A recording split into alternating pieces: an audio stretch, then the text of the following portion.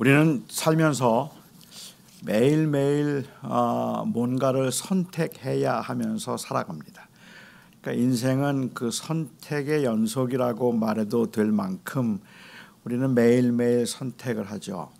아침에 일어나서 뭘 먹을까 하는 그 사소해 보이는 선택에서부터 내가 이 미국에 살아야 할까 아니면 한국으로 돌아가야 할까, 내가 어느 학교를 가야 할까, 어느 교회를 가야 할까, 모든 우리의 삶 속에는 그야말로 선택들이 있는데 사실은 어떤 거는 사소해 보이는 선택이지만 사소한 선택은 없을 것 같기는 해요. 왜냐하면 우리는 사소하다고 생각했던 그 선택이 인생을 완전히 바꾸어 놓는 경우들을 제법 많이 경험할 수 있기 때문에 그렇습니다.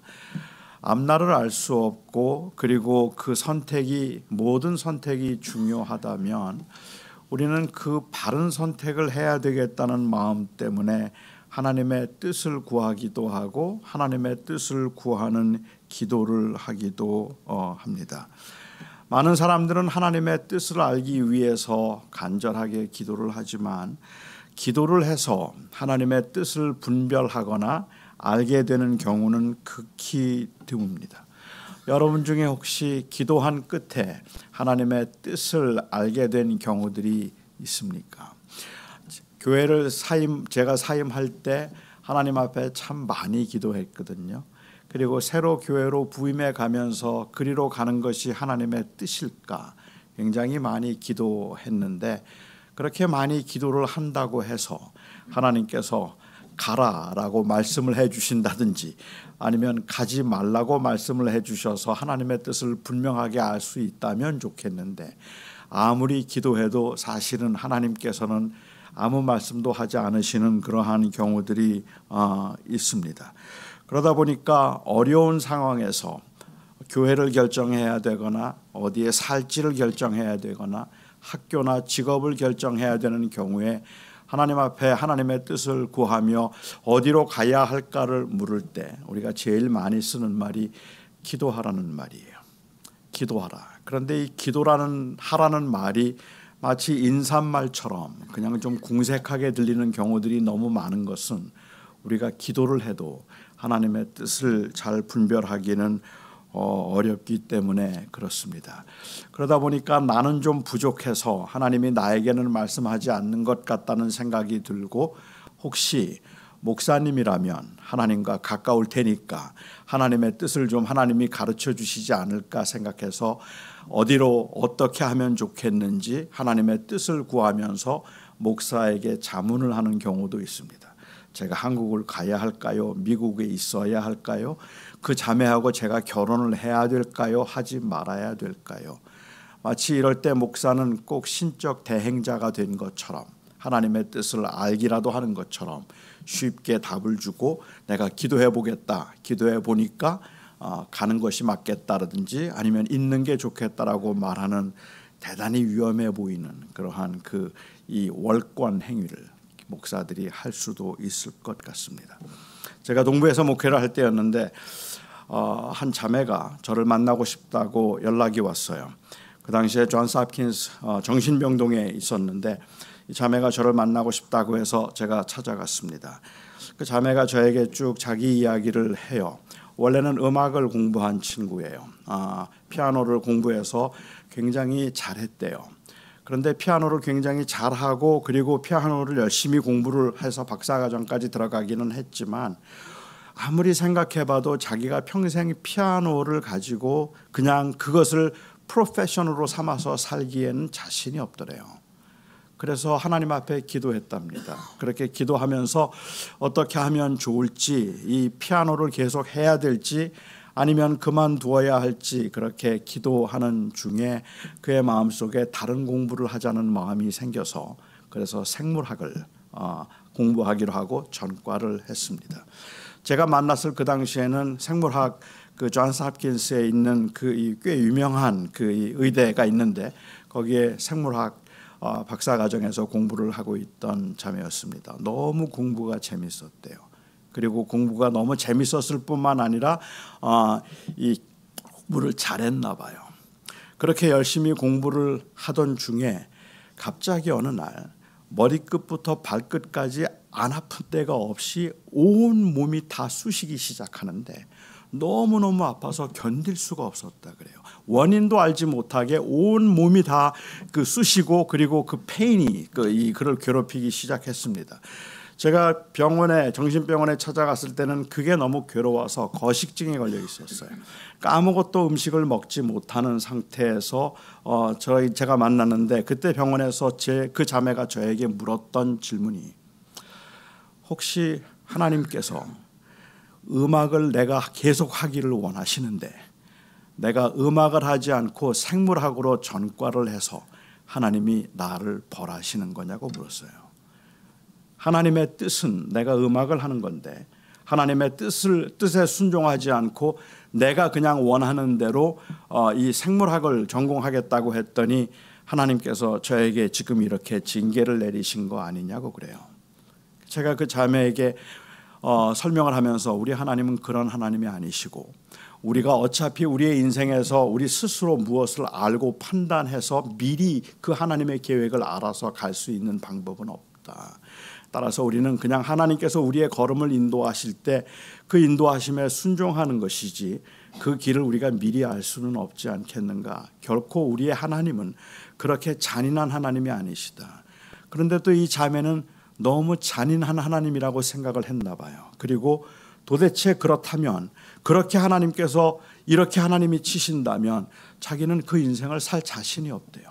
하나님의 뜻을 따라서 뜻을 분별하면서 살아갈 자신이 없다고 제가 만나서 이야기를 한 2시간 정도 하고 그다음에 퇴원을 하고 난 다음에 한 번 더 보자고 했는데 일주일 후에 연락이 왔어요. 그냥 극단적 선택을 해버렸어요. 도저히 자기는 이렇게는 못 살겠다고 그냥 극단적 선택을 했습니다. 도대체 어떻게 하면 우리가 하나님의 뜻을 알 수 있을까 생각할 때 우선 하나님의 뜻에 관해서 사람들이 가질 수 있는 오해 중에 하나가 있다면 우리가 생각하고 있는 하나님의 뜻, 하나님의 원함, 하나님의 계획, 하나님의 마음, 이 하나님의 뜻은 지나칠 정도로 운명론적이에요. 너무 운명적이고 너무 미래적이라는 말입니다. 그러니까 마치 하나님께서는 우리를 향해서 다 계획되어 있는 우리의 운명의 길이 있는데 우리가 살아가면서 그 길을 잘 택해야 우리의 인생이 꼬이지 않고 살 수 있는데 우리가 길을 하나 잘못 선택하면 그러면 우리가 구렁텅이에 빠져서 평생을 고생하게 된다는, 그러니까 우리가 과거를 돌이켜 보아도 그때 내가 선택을 하나 잘못함으로 인하여서 제 운명이 완전히 다 뒤틀어진 것 같은 그러한 경험들을 많이 하거든요. 내가 그 남자하고 결혼하지 말았어야 되는데, 그런데 내가 결혼하는 바람에 그때 그 많은 사람들이 있었는데 내가 왜 그 사람하고 결혼을 해서 내 인생이 이렇게 되었을까? 그때 내가 미국에 오지 말았어야 되는데 내가 왜 미국에 와서 이렇게 힘들게 살아가는 거지? 하나님이 정하신 그 길 가운데 내가 그때 선택만 잘했더라면 그러면 내가 이렇게 힘들게 살지 않을 텐데 선택을 잘못해서 이렇게 되었다고 생각을 하거나 아니면 선택을 잘해서 지금 잘 살고 있다고 생각하는 경우들이 있겠죠. 이런 경우에 우리가 하나님의 뜻을 찾는다는 말의 의미는 결국은 그 정해진 운명 가운데 어떤 운명이 하나님이 나를 위해서 정하신 것인지를 찾아가고 알아가는 것인데 이게 기도를 한다고 알겠느냐는 말입니다. 우리가 열심히 기도하면 하나님께서 그 운명적으로 나에게 정해진 그 운명 가운데 선택의 기로에서 항상 어디로 가야 할지를 알려주시겠느냐는 거죠. 우리는 그래서 하나님의 그 정하신 길에서 우리가 그 길을 잘못 정했기 때문에 우리 평생의 고생이라고 생각하는 분들도 제법 많이 계시지 않을까 하는 생각이 들기는 해요.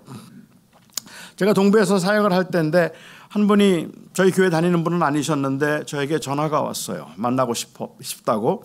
그래서 제가 그분이 재활병원에 계셨는데 그 재활병원에 제가 찾아갔습니다. 굉장히 신실하게 하나님을 믿는 세탁소를 운영하시던 분이세요. 세탁소를 운영하시던 집사님이셨는데 정말 열심히 하나님을 믿고 그 자녀들은 제가 잘 알거든요. 그 자녀들도 정말 성실하게 하나님을 섬겼던 분들이에요. 그런데 세탁소에서 토요일 날 어느 오후에 세탁소 문을 닫고 나와서 가는 길에 신호등에 걸려서 서 있는데 뒤에서 트레일러가 와서 받았어요. 그리고 그 트레일러가 와서 받으면서 이 하반신 마비가 되었습니다. 그래서 평생 하반신 마비 장애인으로 살아야 되는 상황에서 그 당시에 재활병원에서 제가 찾아가니까 저를 붙들고 울면서 그 말씀을 하세요. 내가 그날 그 전화만 받지 않았더라면, 내가 그날 그 전화만 받지 않았더라면 그 차를 만나지 않았을 텐데, 내가 그때 그 길로만 가지 않았더라면 그러면 내가 평생 이렇게 살지 않을 텐데, 평생을 장애인으로 20년 이상을 그렇게 장애인으로 고통을 당하면서 내가 그날 그 일만 하지 않았더라면, 그 전화만 받지 않았더라면, 내가 그때 그 길로만 가지 않았더라면 라고 후회를 하는데, 그런데 제가 갖는 질문은 도대체 무슨 재주로 그 전화를 받아야 할지 안 할지를 어떻게 알겠으며 그 길로 가야 할지 말아야 할지를 우리가 도대체 어떻게 알겠느냐는 말이에요. 너무 그냥 일상의 생활이었는데 어느 날 갑자기 당하는 그 현실에서 우리가 기도한다고 하나님께서 가르쳐 주실까요? 아니, 그렇게 기도한다면 우리는 한순간도 기도를 쉴 수가 없잖아요. 매 순간마다 한 걸음을 뗄 때마다 기도를 해야 되는 거 아닙니까? 그 걸음이 어떤 걸음인 줄 알고 그 앞에 뭐가 놓였는 줄 알고, 지금 우리는 내일 일도 알지 못하는데, 우리가 내일 일도 알지 못하고 무슨 일이 내일 아침에 일어날지도 알지 못하고 있지만, 그럼에도 불구하고 우리가 살아갈 수 있으면 하나님께서 나를 선하게 인도하실 것이라는 믿음 때문에 사는 것이지, 내가 선택을 잘해서 사는 건 아니거든요. 우리의 선택에 의해서 결정될 수 있는 문제는 아니죠. 그런데 사람들은 하나님의 뜻이 무엇일까를 생각하면 아마도 우리가 당하고 있는 그 고난의 무게 때문에 그렇기는 하겠지만 지나칠 정도로 운명론적이라는 거예요. 왜? 우리의 불안함 때문에. 어떻게 하면 하나님이 정하신 그걸 미리 알 수 있을까요? 하는 그것이 우리의 관심이기도 합니다. 또한 우리가 하나님의 뜻을 구할 때, 두 번째, 제가 생각해 볼 때 하나님의 뜻은 지나칠 정도로 운명론적일 뿐만 아니라 지나칠 정도로 기복적이에요. 그러니까 하나님의 뜻을 구하고 하나님의 뜻을 찾는 거의 많은 경우에 그 하나님의 뜻을, 우리가 구하고 있는 하나님의 뜻은 어디로 가면 고생을 하지 않을까요? 어떻게 하면 내가 고난을 당하지 않을까? 그것을 찾고 있는 거죠. 그 하나님의 뜻을 찾고 있는 거고 그 하나님의 원하심을 찾고 있는 거라서 때로는 굉장히 기복적이라는 거죠. 제가 목회 초기에 한 장로님께서, 저희 교회 장로님이 저에게 기도 부탁을 하셨어요. 지금 사업을 새로 시작하려고 하시는 분인데 치킨 가게를 하려고 하는데 치킨 가게가 둘이 나왔대요. 근데 목사님 기도해 보시고 어디를 사면 좋을지 알려달래요. 저보고. 제가 그때 이거 잘못 말하면 뒤집어 쓰겠구나 하는 생각을 했어요. 그러니까 그 장로님이 저에게 어느 가게를 사면 좋을지 기도해보고 목사님이 좀 알려주세요라고 했던 그 말의 의미는 어떤 가게를 사면 대박이 나겠습니까? 그리고 어디로 가면, 어떤 가게를 사면 대박이 나고 어떤 가게를 사면 망할지 목사님이 기도 좀 해보시고 그리고 그 대박날 가게를 가르쳐 달라는 거예요. 제가 그 능력이 있었더라면 그 가게 제가 사지 그걸 그분 장로님이 사게 하겠습니까? 그 능력이 있었더라면 그것을 미리 알고 싶은 것, 그런데 우리가 알고 싶고 우리가 찾고자 하는 하나님의 뜻은 결국은 하나님이 뭘 원하십니까? 내가 어떻게 살아야 할까요? 라는 그 질문이 아니라 어디로 가면 고생 덜 할까요? 예요. 뭘 하면 좀 덜 힘들게 살 수 있을까? 그래서 하나님의 뜻을 찾고 있는 꽤 많은 경우에 하나님의 뜻은 상당히 제가 이해하기에는 기복적이다. 하나님이 원하시는 길이 고난의 길이라 할지라도 주님 제가 거기 가야 한다면 저 가겠습니다. 그 길로, 하나님이 기뻐하시는 길로 저를 가르쳐 주세요라는 그 기도보다 우리의 간절한 기도는 하나님 고생하지 않는 길로 좀 인도해 주세요. 힘들지 않게 해 주세요. 하는 그 기도가 어쩌면 하나님의 뜻을 찾는 우리들의 마음일 것 같아요. 그건 연약한 인간에게는 어쩌면 당연할 수도 있겠다는 생각이 들기는 합니다. 하나님의 뜻을 구하면서 저희가 사실 치열하게 우리 자신과 싸워야 되는 것은 그 하나님의 뜻이라는 것이 하나님의 계획이고 하나님의 원함이고 하나님의 마음이라면, 그렇다면 우리가 하나님 앞에 기도하면서 우리가 찾고 있는 것은, 그리고 우리가 스스로를 살펴보아야 되는 것은 지금 내가 원하는 것은 나의 원함인가 아니면 하나님의 원함인가요? 하나님의 원함이 드러날 때 나는 순종할 준비가 되어 있는가? 제가 그래서 그 이 세탁소를 운영하시다 재활 그 이 교통사고를 당하시고 평생을 장애인으로 사셔야 되는 그분에게 사실은 처음에는 너무 힘들어서 한 근 몇 년 동안을 거의 매주 장로님을 그 집사님을 만나 뵀어요. 그리고 얼마의 시간이 지나고 어느 정도 서로 신뢰할 만할 때 제가 그분에게 정중하게 부탁을 드렸습니다. 그때 이렇게 되지 않았더라면, 이렇게 하지 않았더라면 이라고 말하기보다 지금 내가 이렇게 된 것이 하나님의 뜻이구나 하고 받아들이는 것, 하나님의 그 뜻에 순종하는 것을 하나님이 기뻐하시지, 하나님께서는 그것을 후회하며 살기를 기뻐하시지는 않을 것 같습니다. 하나님의 뜻을 알 수 없지만 드러났을 때 우리가 어떻게 그것을 행할 수 있겠는가 하는 것이겠죠. 하나님의 뜻을 이야기할 때는 저는 크게 둘로 나눠서 이야기를 해야 된다고 생각하는데, 우선은 하나는 하나님의 뜻에는 하나님이 기뻐하시는 뜻과 하나님께서 허락하시는 뜻이 있습니다. 하나님이 허락하셨지만 하나님께서 허락하셨기 때문에 모든 것을 다 기뻐하신 것은 아닙니다.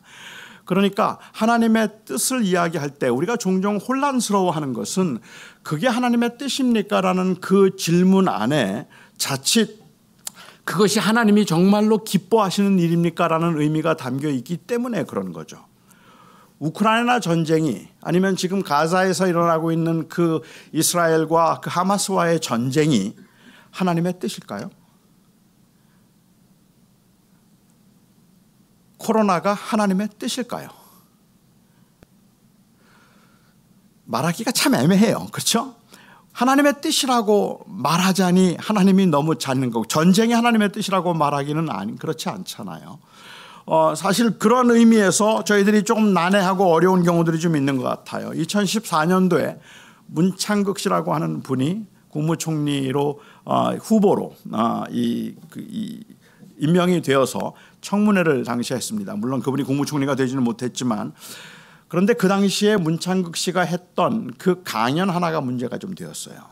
그분이 했던 강연 가운데 그 내용이 무엇인가 하면 한국이 일제 치하에서 36년 동안 살았던 것과 그리고 한국 전쟁은 하나님의 뜻이었다라고 이야기한 것이었어요.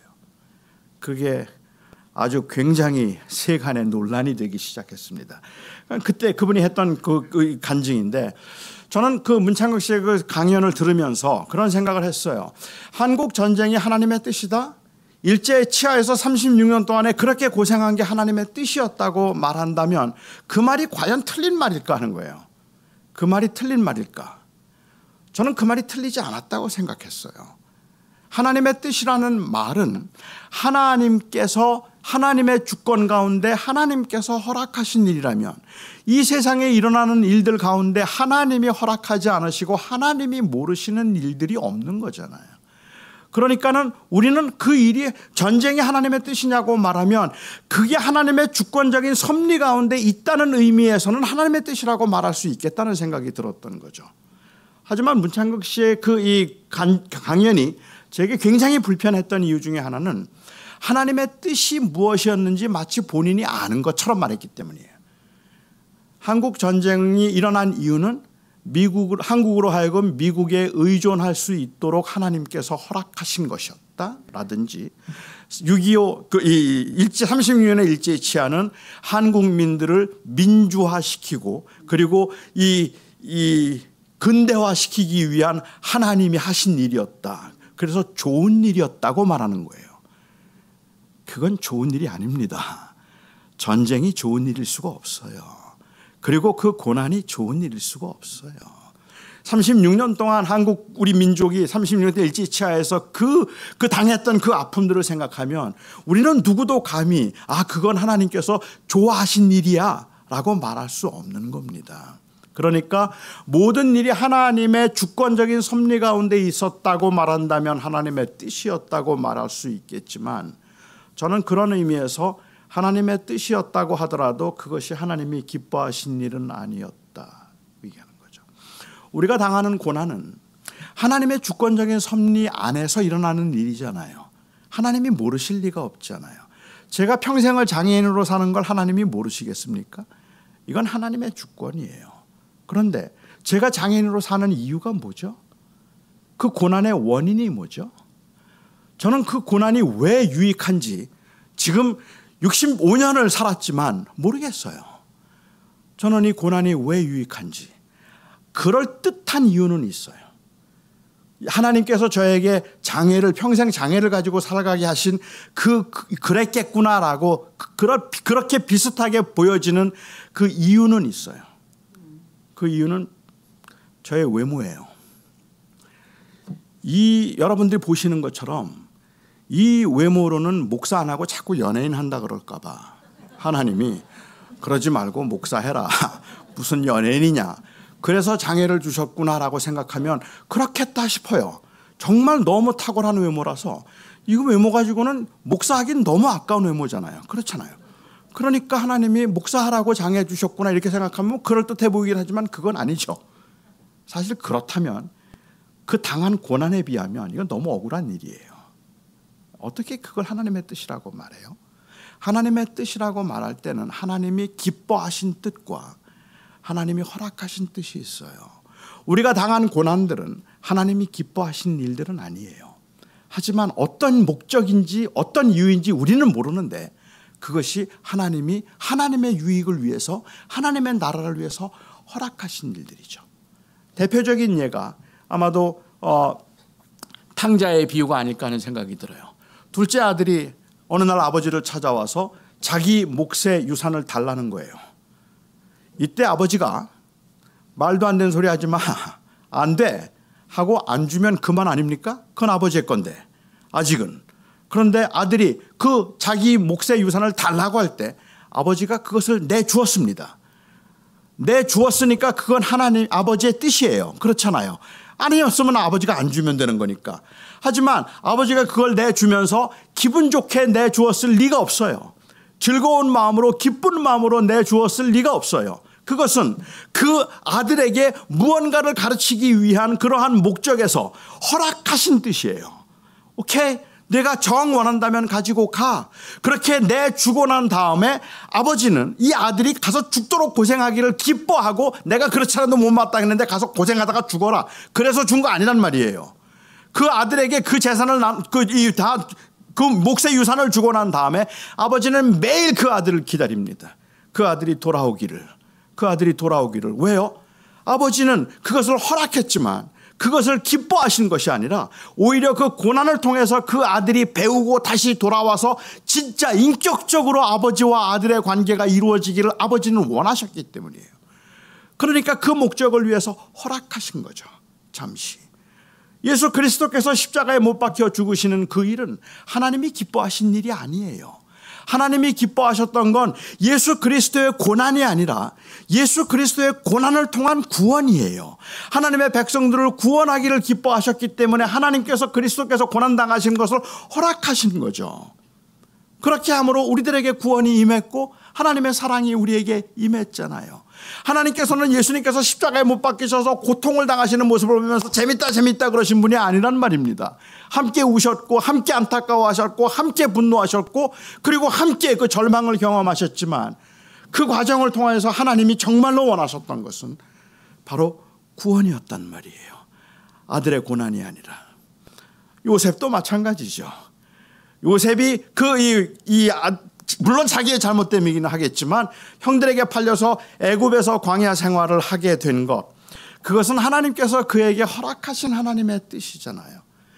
우리는 마치 요셉이 훌륭한 사람이라서 믿음으로 그 훌륭하게 애굽의 총리가 되도록 하기 위해서였다고 생각하는 경우가 있겠지만 사실은 그 요셉이 애굽의 총리가 됨으로 인하여서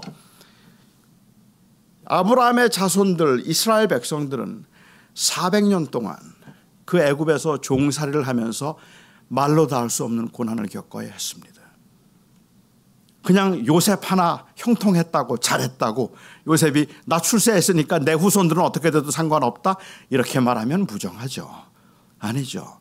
요셉이 애굽에 팔려감으로 인하여서 그리고 애굽의 총리가 됨으로 인하여서 이스라엘 백성들이 그 애굽에 들어가서 400년 동안 종살이가 되는 것을 하나님께서 허락하셨단 말입니다. 그 허락하신 목적은 그 민족으로 하여금 큰 민족을 이루어서 다시 가나안 땅을 차지하도록 하기 위한 아브라함과의 약속을 이루시기 위해서였죠. 하나님의 구원을 이루시기 위한 계획. 그러니까 우리가 하나님의 뜻이라고 말할 때 우리가 현재 당하고 있는 고난들을 하나님이 기뻐하셨다라고 말하면 너무 억울해서, 그게 하나님의 뜻이라고 말하면 화가 치미는데, 그런데 그것도 하나님의 주권 가운데 있었다고 말한다면, 하나님이 그걸 기뻐하진 않으셨지만 그것을 통해서 나의 유익이든 다른 사람의 유익이든 하나님의 나라를 위한 유익이든 하나님께서 이루고자 하시는 일이 있어서 잠시 허락하신 것이라고 생각한다면 정말 우리에게 중요한 문제는 순종의 문제겠죠. 그것을 과연 믿음으로 받아들일 수 있겠는가 하는 것이겠죠. 하나님의 뜻은 이 세상에 있는 모든 재앙들, 재난들을 보면서 우리가 안타까워하고 우리가 울어야 되는 이유는 그것이 하나님의 주권 가운데 있지만, 하나님도 안타까운 마음으로 마치 탕자에게 재산을 주고 그리고 난 다음에 그 자식을 기다렸던 것처럼 우리 안에 그 하나님의 그 마음을 우리가 읽을 수 있다면, 그 안타까운 마음으로 우리는 그 고난이, 그 사람에게 임했던 그 고난이, 그리고 이 세상에 임한 재앙이 하나님의 주권 가운데 있다고 믿지만 무엇을 위한 것인지 알지 못하는 저희들은 하나님의 마음을 품고 그들을 위해서 눈물로 기도를 해야 하는 겁니다. 하나님, 저들을 도와주시옵소서. 긍휼히 여겨 주시옵소서. 인내할 수 있게 해 주시옵소서. 하나님, 견딜 수 있게 해 주시옵소서. 그 기도가 필요하겠죠. 두 번째로 하나님의 뜻을 이야기한다면, 하나님의 뜻을 우리가 나누어서 이야기할 때는 오늘 신명기 29장 29절에 있는 말씀처럼 하나님의 뜻에는 계시된 뜻과 감추어진 뜻이 있습니다. 오늘 신명기 29장에서 이 모세를 통해서 하나님께서 말씀하시기를, 감추어진 것은 내게 속했거니와 나타난 일은 너희에게 속하였나니 너희와 너희의 자손이 그 율법을 지켜 행하게 하려 하심이라 라고 이야기를 하고 있습니다. 그러니까 하나님의 뜻을 이야기할 때는 하나님의 뜻에는 나타난 하나님의 뜻과 그리고 감추어진 하나님의 뜻이 있다고 봐야 되는데, 그러면 나타난 감추어진 하나님의 뜻은 무엇일까요? 감추어진 하나님의 뜻은 제가 이해하기에는 미래에 관한 모든 일입니다. 오늘 저녁, 내일 아침 우리는 정말로 무슨 일이 일어날지 몰라요. 우리의 인생에 어떤 일들이 기다리고 있는지 우리는 알지 못해요. 그런데 우리는 자꾸만 하나님의 뜻을 통해서 그걸 좀 미리 알고 싶은 거예요. 여러분 아시죠? 남들보다 5분만 일찍 알아도 대박 난다는 거 아시죠? 인생은 훨씬 더 편해진다는 거 아마 여러분도 아실 겁니다. 주식을 하는 분들이 계시다면 남들보다 그냥 1분만 먼저 알아도 그야말로 대박입니다. 그런데 우리는 미래일을 몰라요. 아무도 몰라요. 그 일을 미리 알고자 하는 것은, 이것은 엄밀한 의미에서 제가 생각하기에는 이거는 저는 월권이라고 생각해요. 그건 하나님께 속했다라고 말씀하시니까 그건 하나님께 속했죠. 그래서 우리는 미래에 관계된 일들을 우리가 미리 알려고 그렇게 기도하기도 하고, 사실 우리는 너무 답답하니까, 사는 게 너무 힘드니까, 조금만 미리 알면 좀 편할 것 같으니까, 쉬울 것 같으니까, 그러니까 하나님 앞에 기도하면서 하나님 어떻게 해야 될까요? 라고 우리가 계속 묻고 있지만, 그렇지만 사실은 미래에 속한 일들은 우리가 기도한다고 해서 알게 되는 게 아니라는 말입니다. 기도해서 하나님께서 가르쳐 주시는 게 아니라는 말이죠. 오해 마십시오. 성령께서 인도하심으로 때로는 그러한 감동을 주시는 경우들이 있음을 저는 부인하지 않습니다. 주님께서 어느 때는 제가 기도하는 중에 하나님께서 나 마음속에 아주 강력한 그러한 그 감동을 주시는 경우도 있겠죠. 하지만 그 감동들은 굉장히 위험할 수도 있는데, 우리는 그러한 것들이 마치 하나님의 계시인 것처럼, 그 감동이 하나님의 계시인 것처럼 자꾸 절대성을 부여하려고 한다는데 문제가 있는 거예요. 한 자매가 결혼을 하겠다고 저를 찾아왔어요. 그리고 그 형제하고 같이 와서 결혼 날짜를 잡아놓고 저에게 주례를 부탁했습니다. 그러니까 제가 결혼 주례를 하기 전에 4주 동안 상담을 해야 되는데 같이 상담을 하자고 했더니 그러겠다고 했어요.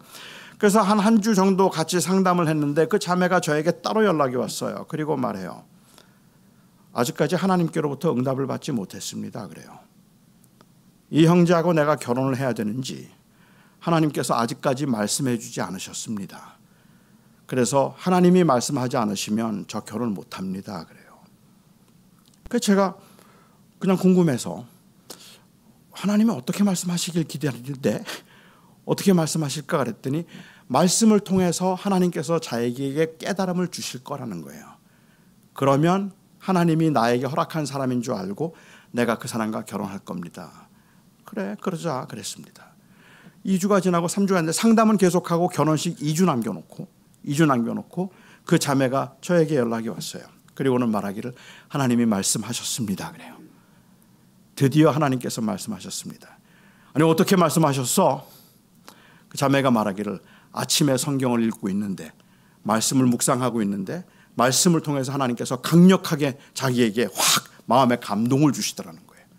그리고선 그 성경 구절이 크게 큰 글자처럼 마치 떠오르더라 그래요. 가서 내가 하고자 하는 것을 행하라. 그 말씀이 확 떠올랐대요. 그래서 하나님이 결혼하라고 허락하셨다고 저에게 그렇게 얘기를 해요. 그러니까 저는 그냥 아무 말도 안 하고 그래 잘 됐네라고 이야기를 했지만 여러분 아시죠? 그 말은 사실은 예수님께서 가룟 유다 보고 한 말이에요. 가룟 유다 보고 가서 내가 할 일을 하라고 했는데 그런데 그게 나보고 결혼하라고 하신 말씀이라고 듣는다면 이거는 진짜 위험한 일일 수도 있겠죠. 저는 그건 굉장히 위험한 일인데도 우리는 마치 그게 하나님의 감동으로 하나님이 나에게 하신 말씀인 것처럼 생각하죠. 주님이 그렇게 하실 수도 있으니까. 하지만 그런 감동이 있을 때마다 우리는 그것을 말씀 앞에서 분별해야 되잖아요. 이게 정말 하나님의 말씀인지 하나님의 원하심인지 내 욕심을 합리화시키기 위한 것인지 우리는 지나칠 정도로 초자연적으로 하나님이 뭔가를 나에게 말씀해 주시기를 기대하는 경우들이 종종 있는데 사실은 하나님의 말씀이 그렇게 우리에게 임하게 되는 경우들은 많지 않습니다. 거의 드물죠. 목사님들도 마찬가지라고 저는 생각을 해요. 특별히 이제 설교 준비를 하는 목사님들이 설교를 준비하면서 하나님께서 아직까지 말씀하지 않으셨다고 그리고는 말씀하실 때까지 기다리고 기도하고 이제 그 설교를 준비하지 못하고 있다고 이번 주에는 너무 힘들다고 토요일 날 밤까지도 말씀을 하지 않으셨다고 그렇게 이야기를 하고 감동이 없다는 이야기를 제가 해요. 그럴 때마다 이제 저는 이제 설교학을 가르치는 교수로서 제가 이제 볼 때는 조금 위험하다는 생각이 좀 들기는 하죠. 왜냐하면 그렇게 하나님의 말씀을 기다린다고 하나님의 뜻을 기다린다고 말하는데 그 감동을 기다린다고 이야기를 하고 있는데 제가 이해하지 못하겠는 건 왜 꼭 성령께서는 토요일 밤에만 역사하실까? 월요일 날도 역사해 주시면 얼마나 편하고 좋아요. 토요일 밤까지 안 돼요. 근데 사실은 그 말은 이게 하나님의 뜻이라고 생각하는 것은 그 초조함과 긴장 가운데 느껴지고 있는 것들이지 그게 하나님의 계시라고 부를 수는 없어요. 오히려 하나님께서 주신 그 말씀을 내가 하나님의 의도대로 전하겠다는 간절한 마음으로 성실하게 공부하고 하나님을 더욱 철저하게 의존해서 하나님 앞에 의지하고 준비하는 것이 마땅하지 마치 뭔가 감동이 오기를 기다리고 있는 것이라면 그리고 그 감동을 하나님의 뜻인 것처럼 착각하고 있다면 그건 굉장히 위험한 일이라고 말할 수 있을 것 같습니다. 그래서 하나님의 뜻을 이야기한다면 하나님의 뜻 가운데 감추어진 일은 주님이 분명히 말씀하시지만 그건 내게 속했다라고 말해요. 그거는 내게 속했다. 그런데 나타난 일은 내게 속했다 라고 말하죠. 그 나타난 일은 뭘까요? 나타난 일은 저는 한 두 가지를 생각할 수 있을 것 같아요. 첫 번째 나타난 일이 있다면 그것은 바로 이미 보여진 일들이에요. 하나님께서 보여주신 일, 그게 나타난 일이에요. 그러니까 그것은 저에게 속한 일이에요. 이제 그것을 하나님의 주권적인 섭리 가운데 내가 그 하나님의 뜻에 어떻게 순종할 수 있는가 하는 것이 무엇보다도 중요한 일이죠. 아까 말씀드렸던 그 집사님의 경우 하반신 마비로 이제 장애인으로 살아가시고 계시는 몇 년 전에 돌아가셨는데 그 집사님의 경우를 보면 그 집사님의 경우는 하나님의 선하신 뜻의 의도가 무엇인지는 우리는 알지 못해요. 하지만 이미 그 일은 나타난 일이에요. 그리고 하나님이 나타난 일은 내게 속했다라고 말씀하신다면 그 나타난 일이 내게 속했다는 말은 이제 그 나타난 주어진 일 가운데 내가 어떻게 성실하게 살 것인가 하는 것이 우리의 몫이라는 거예요. 제가 장애를 가지고 살아가는 게 하나님의 뜻이라고 말한다면, 제가 장애를 가진 것이 하나님의 뜻이라는 것은 이미 나타난 뜻이 됐어요. 이건 나타난 일이에요. 그렇잖아요. 이제 제게 주어진 저의 숙제는 이 장애를 가지고 어떻게 하나님을 잘 섬기며 살 것인가 하는 문제이지, 이게 왜 나에게 주어졌지 하는 것을 가지고 불평하거나 받아들이지 않는 것은 그거는 위험한 일인 거죠.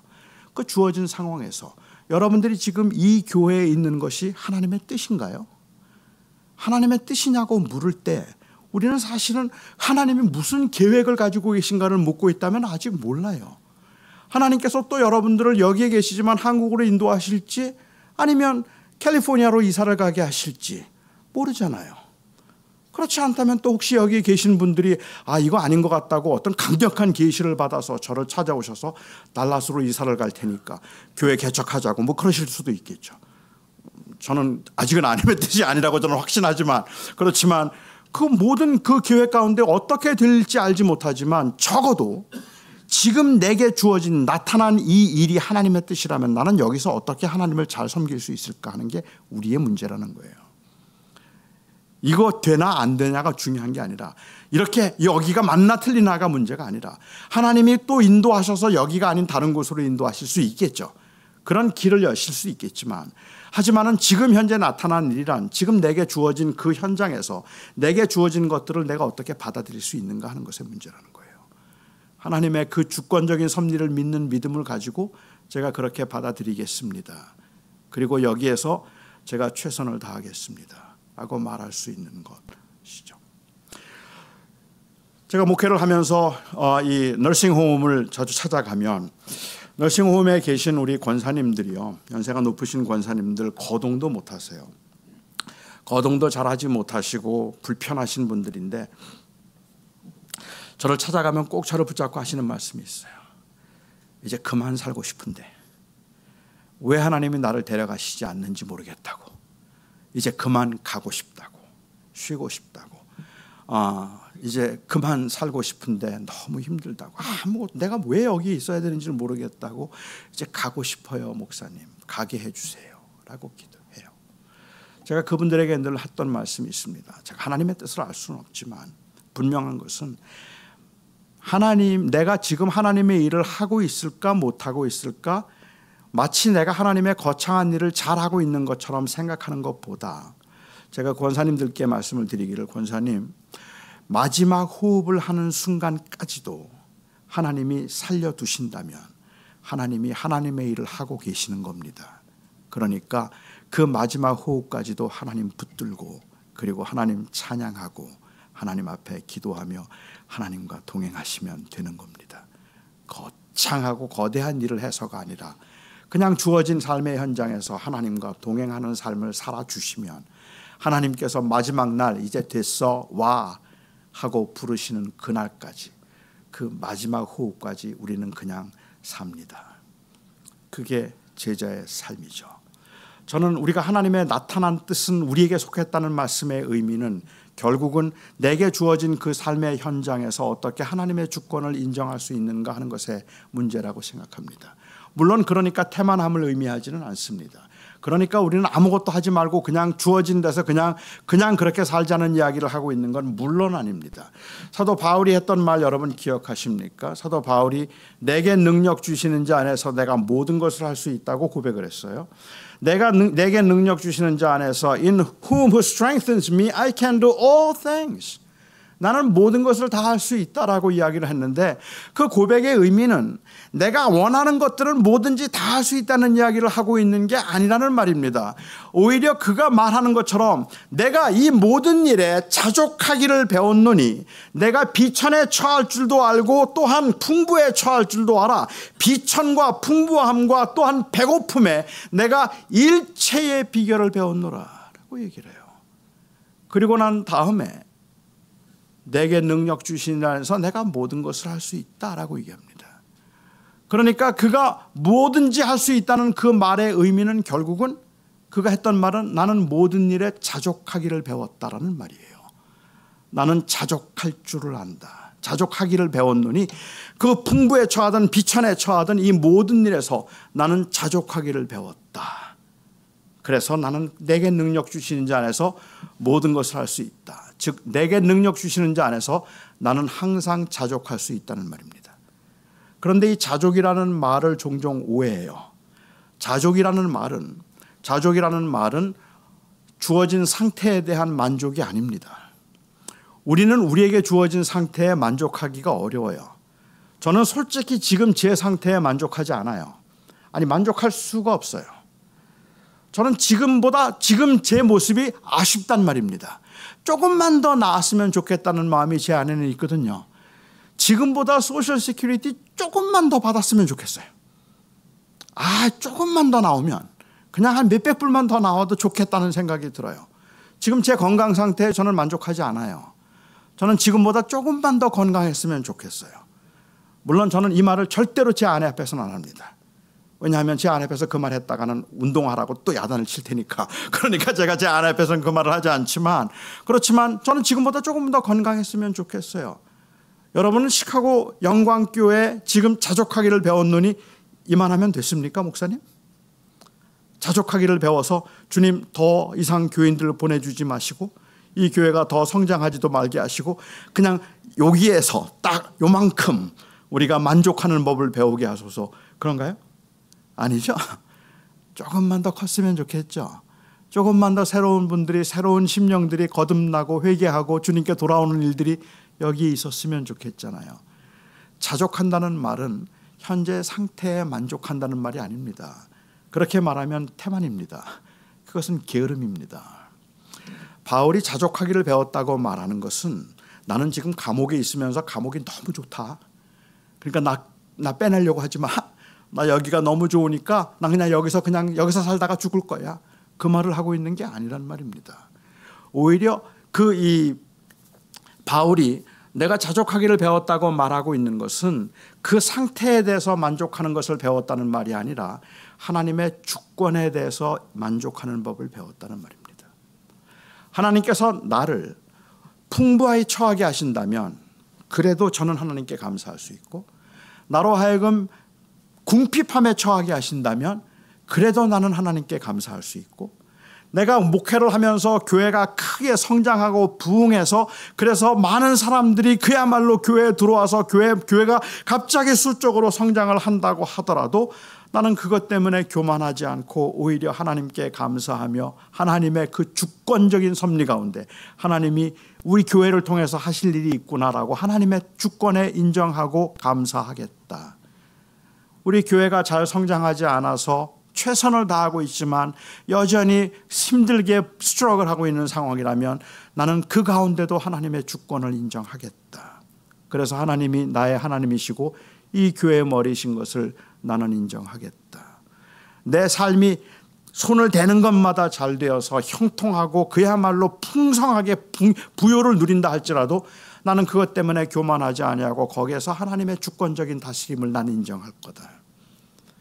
내 삶이 그렇게 형통하지 못해서 손을 대는 것마다 잘 안 되는 것 같은 버겁고 힘들고 가난한 인생을 살아가야 되겠지만, 그렇다 할지라도 나는 그 삶에서 하나님이 나의 주님이시고 하나님이 나를 다스리신다는 것을 나는 인정하겠다.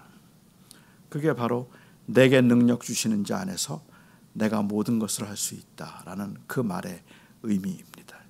하나님의 주권적 다스림에 나는 만족하겠다. 가난해도 병들어도 아파도 부해도 형통해도 하나님은 여전히 내 하나님이시며 그 하나님만이 나를 다스리시는 하나님이심을 나는 인정하며 살 것이다. 그것이 바로 나타난 일에 대한 하나님의 뜻에 대한 순종이죠. 나타난 일은 너희에게 속하였거니와 어떻게 우리가 살아낼 것인가 하는 것이 중요하다는 말이겠죠. 두 번째 나타난 일이 있다면 그것은 바로 모세가 이야기하는 것처럼, 신명기에서 말씀하신 것처럼 율법, 말씀이에요. 우리는 하나님의 뜻을 찾으면서 하나님의 말씀을 통해서 나타난 하나님의 성품을 우리가 계속해서 묵상하고 의지하는 것이 중요하다는 말입니다. 하나님이 원하시는 건 뭘까요? 우리가 모르는 거 아니잖아요. 하나님의 뜻이 무엇입니까? 성경은 말하죠. 내 아내를 귀하게 여기라. 그게 하나님의 뜻이다. 항상 기뻐하고 범사에 감사해라. 그게 하나님의 뜻이다. 그게 하나님의 뜻이잖아요. 이웃을 사랑해. 어려운 사람들과 같이 나누면서 살아가라. 하나님께서 많은 것을 주셨을 때 교만하지 말아라. 이것이 하나님의 뜻이라는 말입니다. 우리는 그 하나님의 뜻을 따라서 내게 주신 것을 가지고 어떻게 사랑으로 행하여서 하나님이 원하시는 하나님의 성품을 따라서 살까? 하나님이 말씀하신 게 있는데 우리는 그 말씀대로 살면 되는 거 아닙니까? 은사에 관해서 이야기를 하면서 사도 바울이 했던 말 여러분 기억하실 겁니다. 너희는 내가 너희에게 이르노니 하나님께서 각자에게 주신 것이 다 다르지만 하나님이 원하시는 뜻은 무엇인가 하면 너희는 더욱 큰 은사를 사모하라는 거예요. 당시 교회가 방언 때문에 좀 시끄러웠어요. 방언을 하는 사람과 하지 않는 사람들 사이에 분쟁이 있었는데 그렇게 방언을 하는 사람과 하지 않는 사람 사이에 분쟁이 있을 때 그때 이 사도 바울이 한 말이 재미있죠. 하나님께서 각자에게 주신 은사들이 다 다르다는 말이에요. 그래서 그가 말하기를 하나님께서 이 은사를 주셨는데 어떤 사람은 사도로, 어떤 사람은 선지자로, 어떤 사람은 교사로, 어떤 사람은 능력 행하는 자로, 어떤 사람은 병 고치는 자로, 어떤 사람에게는 방언을, 어떤 사람에게는 통역하는 은사를 주셨다. 다시 말하면 각자에게 하나님께서 주신 것이 다르다는 말입니다. 그런데 각자에게 하나님께서 주신 것이 다 다른데 사도 바울은 말하기를 너희는 더욱 큰 은사를 사모하라라고 얘기해요. 은사 중에 제일 큰 은사가 뭐죠? 사랑. 저도 사랑이 은사였으면 좋겠어요. 근데 사랑은 은사가 아니에요. 사랑은 은사가 아니라 성령의 열매예요. 왜냐하면 은사를 하나님께서 각 사람에게 뜻대로 나누어 주셔서 어떤 사람에게는 은사를 주기도 하시고 어떤 사람에게는 안 주시잖아요. 그런데 사랑은 그냥 나는 사랑의 은사를 어떤 사람은 주셨고 어떤 사람은 안 주신 게 아니거든요. 저도 사랑의 은사였으면 좋겠어요. 목회를 하면서 장로님이 저에게 목사님 아무개 집사님 좀 사랑해 주세요. 왜 그렇게 집사님한테 이렇게 좀 매정해. 집사님 좀 사랑해 주세요. 그러면 제가 할 말이 있잖아요. 나도 그러고 싶어요. 근데 은사가 없어요. 사랑의 은사가 없어서 못합니다. 그러면 되잖아요. 은사가 없는 걸 어떡하겠어요. 사랑은 은사가 아닙니다. 그렇죠? 사도 바울이 말하고 있는 의도는 이런 겁니다. 사실 애석하게도 우리 한글 성경에서는 너희는 더욱 큰 은사를 사모하라라고 얘기할 때 더욱 큰 은사를 단수로 썼어요. 그런데 이건 단수가 아니라 원래는 복수입니다. 그러니까 너희는 더욱 큰 은사들을 사모하라예요. 그리고는 말하기를 내가 너희에게 제일 좋은 길을 보여주겠다라고 말씀하시죠. 더욱 큰 은사를 사모할 수 있는 제일 좋은 길, 더 좋은 길, 그게 뭔가 하면 사랑으로 행하는 것이다. 그리고는 13장에서 사랑에 관한 이야기를 하기 때문에 사랑이 은사처럼 들릴 수도 있을 것 같아요. 그런데 바울의 의도는 이겁니다. 사람이 천사의 말을 한다 할지라도 사랑이 없으면 울리는 꽹과리가 되고 사람이 산을 옮길 만한 믿음이 있다 할지라도 사랑이 없으면 그건 아무것도 아니다라고 말씀하셨어요. 그러니까 여기서 지금 말씀하고 계시는 건 사랑이 방언보다 더 귀하거나 아니면 사랑이 믿음보다 더 좋다고 말씀하시는 게 아닙니다. 여기서 지금 대조하고 있는 것은 사랑과 방언이 아니라 사랑이 있는 방언과 사랑이 없는 방언을 대조하시는 거예요. 사랑이 있는 믿음과 사랑이 없는 믿음을 대조하시는 것이죠. 사람이 천사의 말을 한다 할지라도 사랑이 없으면 울리는 꽹과리예요. 사랑이 있으면 좋은 거예요. 사람이 산을 옮길 만한 믿음이 있다 할지라도 사랑이 없으면 그거 아무것도 아니에요. 하지만 사랑이 있으면 좋은 거예요. 사랑이 뭐죠? 5절부터 설명하잖아요. 사랑은 오래 참고 온유하며 자랑하지 않고 교만하지 않고 무례히 행치 않고 자기의 유익을 구하지 않는 것, 그게 바로 사랑으로 행하는 거다. 이 말을 바꿔서 이야기하자면 하나님께서 너희에게 방언의 은사를 주셨느냐? 그러면 그 은사가 큰 은사가 되게 하라. 어떻게 해요? 사랑으로 행하면 되지. 방언 받았다고 교만하지 말고 자랑하지 말고 다른 사람을 무시하지 말고 성내지 말고 그것 가지고 자기의 유익을 구하지 말아라. 그러면 그 은사 큰 은사 된다. 하나님께서 너희에게 좋은 재물을 주셨느냐? 그러면 그 재물이 큰 은사가 되게 하라. 어떻게 하는 게 큰 은사가 되게 하죠? 제일 좋은 길 사랑으로 행하는 거죠. 그 재물 때문에 다른 사람 무시하거나 다른 사람을 교만하거나 자랑하거나 자기의 유익을 구하거나 아니면 사람을 무시하는 일을 하지 말고 오히려 온유와 겸손으로 행하라 라고 이야기하죠. 그게 바로 사랑을 큰 은사가 되게 하는 우리에게 주신 것을 큰 은사가 되게 하는 제일 좋은 길, 사랑으로 행하는 것이다 라고 이야기를 하고 있습니다. 하나님께서 너희 교회를 큰 교회로 만드셨느냐, 그야말로 3년 안에 3,000명이 모이는 교회로 되게 하셨느냐, 그것이 하나님께서 주신 것이라면 그 은사가 큰 은사가 되게 하라. 어떻게 해요? 자랑하지 말고, 자기의 유익을 구하지 말고, 무례히 행하지 말고, 교만하지 말고, 그리고 그것을 통하여서 오히려 온유와 겸손으로 주의 나라를 위해서 섬기면 그 은사가 큰 은사 되리라 말씀하시는 거죠. 저는 이게 하나님의 뜻이라고 믿어요. 그러니까 우리가 추구하고 구하는 것은 하나님의 말씀을 통해서 하나님이 우리에게 무엇을 원하시는가를 따라서 하는 것이지, 그 말씀 안에서 우리는 하나님의 뜻을 분별하고 그렇게 살아가면 되는 것인데, 그 이상의 미래에 관계된, 하나님의 뜻과 관계되지 않은 미래에 관계된 일에 대해서 하나님이 우리에게 책임을 묻지 않으신다고 저는 확신합니다. 저는 우리가 내리는 결정들 굉장히 힘들고 고통스럽고 어렵기는 한데, 여러분들이 내려야 되는 결정들이나 여러분들이 행해야 되는 그 결정들 가운데 하나님께서 하나님의 주권적인 섭리 가운데 우리의 걸음을 인도하신다면, 제가 살펴보아야 되는 것은 제 마음이고, 하나님의 말씀 앞에서 제가 부끄럽지 않은가를 살펴보는 것이 무엇보다도 중요할 것이고, 그래서 내리는 결정들에 대해서 그거 아닌데 라고 주님께서 말씀하시고 책망하실 일은 없다고 저는 확신합니다. 어차피 그 능력은 우리에게 없기 때문에 그래요. 하나님께서 우리에게 기대하시는 것은 그 미래에 대한 예지적 능력을 기대하고 계시는 것이 아니라, 우리가 얼마나 하나님의 뜻에 순종하려고 하는가 하는 그 마음을 주님께서는 보시고, 하나님은 하나님의 주권적인 섭리 가운데 우리의 삶을 인도해 가시는 거예요. 여러분도 다 경험하셨겠지만 우리는 우리가 결정한 것 같은데 돌이켜 생각해 보면 하나님이 하셨어요. 아, 거기 하나님이 인도하셨구나. 하나님이 그렇게 인도하셨구나. 그때는 몰라요. 그때는 내가 한 줄 알았어요. 그때는 다 내가 하는 것 같아요. 그런데 하나님이 해가고 계세요.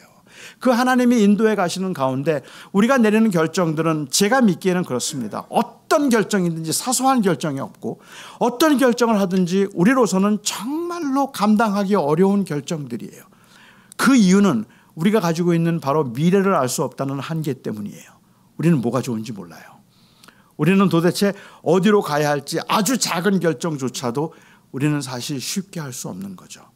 그런데 그 하나님의 뜻을 찾고 있는 사람들에게 기도하라고 말한다면, 이 기도는 기도를 통해서 예지적 능력을 가지고 하나님의 원하시는 뜻을 찾아갈 수 있는 어떤 그런 방법을 말하고 있는 것이 아니라, 오히려 하나님의 그 주권적인 섭리와 하나님의 사랑을 의지하여서 하나님을 더 붙들라는 의미라고 봐야죠. 사람들은 살아가면서 우리가 약하기 때문에 그 연약함 가운데 우리는 자꾸만 강하고 싶어져요. 그래서 자꾸 강하고 싶어서 우리는 기도를 하면서 이 기도가 내가 어떻게 강해질 수 있는가 하는, 나를 강하게 만드는 수단이라고 생각을 하는 거예요. 하지만 기도는 어떤 경우에도 우리를 강하게 만드는 수단이 되지 않습니다. 기도는 강함이 되시는 하나님을 의지하게 만드는 수단일 뿐입니다. 저는 죽을 때까지 약할 겁니다. 여러분들도 마찬가지로 죽을 때까지 약해서 우리는 하나님 앞에 절 좀 강하게 해주세요, 강하게 해주세요라고 기도를 하지만, 사실은 하나님께서는 우리를 강하게 하시기보다 오히려 내가 너의 강함이 되어줄 테니 너는 나를 붙들라라고 말씀하시죠. 그러니까 우리는 하나님의 뜻을 알 수 없어서 하나님 앞에 기도하는 중에 우리의 마음은 하나님이 저를 강하게 하시고 인사이트를 주시고 그야말로 그냥 영안을 뜨게 하셔서 미리미리 척척 다 알아가지고 그걸 다 깨닫고 가게 만드시기를 하나님께서 기대하시기보다, 그야말로 칠흑 같은 어두움 가운데서 앞이 한치도 보이지 않는 그 길을 우리는 절망과 답답함 가운데, 안타까움 가운데, 두려움과 불안함 가운데 걸어가고 있는데, 그렇게 걸어가면서 더듬어 하나님의 손을 붙잡고 가라고 말씀하시는 거죠. 내가 너와 함께한다. 내가 너의 길을 인도하리라. 그러니 너 나 없이는 안 된다. 나를 붙들라. 그 말씀을 하시는 거죠. 진정한 그리스도인의 성속은 그런 의미에서 이것은 그냥 단순히 하나님으로부터 독립해서 나 잘할 수 있다고 말할 수 있게 되는 게 아닙니다. 오히려 진정한 성숙은 철저한 의존입니다. 그전에는 제가 좀 할 수 있을 것 같았는데요. 시간이 지나면 지날수록 성숙한 신앙인들의 경우는 시간이 지나면 지날수록 깨닫게 되는 것은 주님 없이는 못 살겠습니다. 우리는 하나도 제대로 결정할 수가 없습니다. 우리는 제대로 아는 것도 없고 그러한 그 통찰력도 부족해서 자주 실수하고 자주 넘어지고, 아니 우리에겐 그 능력이 없어요. 그래서 그 하나님을 의지하고 하나님을 붙들려고 노력하는 것, 그게 바로 우리가 기도하는 이유죠. 저희가 기도하는 이유는 예지적 능력이 아니라 하나님의 뜻을 놓고 기도하는 그 기도는 치열하게 하나님만 의지하고 하나님만 붙들려는 그러한 우리들의 간절한 신앙적 헌신입니다. 그래서 우리는 하나님의 뜻을 구하며 기도합니다.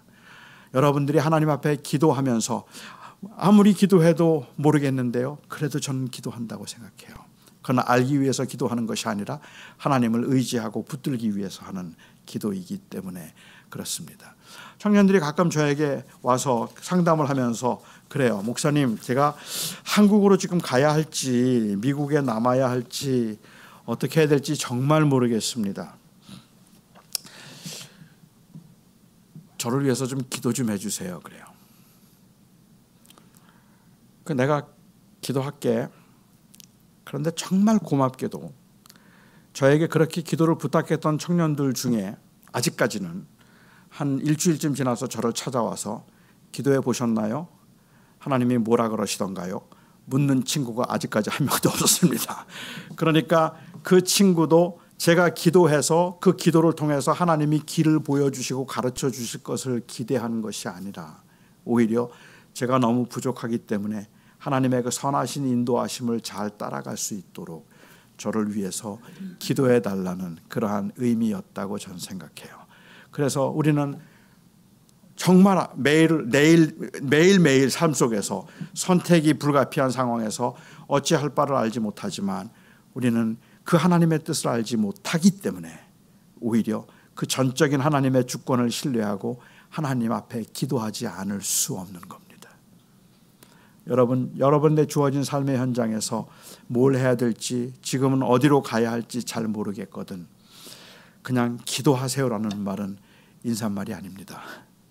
그냥 기도하세요라는 말은 그렇게 기도하면 하나님이 언젠가 가르쳐 주실 겁니다. 그 말을 하고 있는 것도 아닙니다. 기도하세요라는 말은 그게 인생이니까 그 인생 가운데 하나님 놓치시면 안 됩니다라는 말입니다. 치열하게 하나님 붙들어야 합니다. 그 하나님 붙들고 하나님 앞에서 인생을 살아가야 합니다. 그렇지 않으면 우리는 아무리 잘한 것 같아도 실패입니다. 하나님이 내 삶을 주관하시기 때문에 그 하나님을 붙들고 또 승리하시는 여러분들 되시기를 바랍니다. 기도하죠. 이 시간에 우리가 함께 기도하는 시간을 갖고 싶습니다. 아마 어떤 분들은 그렇게 말씀하실지도 모르겠어요. 목사님, 아무리 기도해도 모르겠어요. 어떻게 기도해도 아직 잘 모르겠어요. 그러면 저는 그렇게 말씀드려요. 당연히 모르죠. 기도한다고 알게 되겠습니까? 아무리 기도해도 우리는 몰라요. 그게 우리의 연약이고 그게 우리의 한계예요. 아니, 어쩌면 그렇기 때문에 우리는 더 기도해야 돼요. 우리의 기도는 바로 하나님을 전적으로 의지하겠다는 우리의 신뢰의 헌신이기 때문에 그렇고, 하나님만이 나를 지키시는 분이시라는 그 하나님에 대한 우리의 믿음의 고백이기 때문에 그렇죠. 하나님 앞에 하나님 어디로 가야 할까를 기도하고 하나님 앞에 정직하게 내 마음을 살펴보고, 그리고 난 다음에 내리는 결정들에 대해서 하나님은 결코 우리를 책망하시거나 아니면 우리에게 책임을 묻지 않으실 겁니다. 그래서 우리는 하나님 앞에 더 기도합니다. 지금도 여러분 중에 하나님의 뜻이 어디에 있는지 잘 모르겠습니다. 제가 어디로 가야 할지도 잘 모르겠고 뭘 해야 될지도 잘 모르겠습니다. 그런 답답함 가운데 있는 분들이 계시다면 저는 오늘 여러분들에게 여러분들의 삶을 주관하시는, 그리고 여러분들의 삶을 인도하시는 그 하나님 붙드세요라고 말하고 싶습니다. 하나님 의지하고 하나님 없이는 못 삽니다. 하나님, 저를 좀 인도해 주십시오. 저를 지켜 주십시오. 제 마음을 지켜 주십시오.